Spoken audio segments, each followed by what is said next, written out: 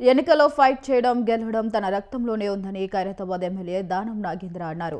నియోజకవర్గ పరిధిలోని హిమాయత్ నగర్, నారాయణగూడలో 1.40 కోట్లతో చేపట్టనున్న డ్రైనేజీ రోడ్ల పనులకు ఆయన శంకుస్థాపన చేశారు. అనంతరం అనర్హత వేటు అంశంపై దానం స్పందించారు.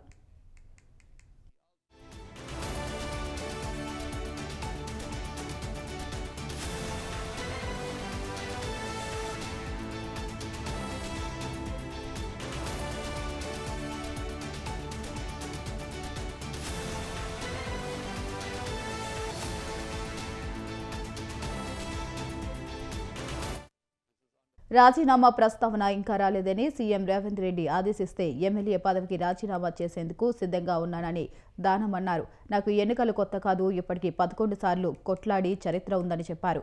అనర్హత అంశంపై సుప్రీంకోర్టులో విచారణ జరుగుతుందన్నారు. కోర్టులో తన వాదనను వినిపిస్తున్నానని, రేవంత్ రెడ్డి మరో 10 ఏళ్లు సీఎంగా కొనసాగితేనే రాష్ట్రం అభివృద్ధి పదంలో దూసుకెళ్తుందని దానం తెలిపారు.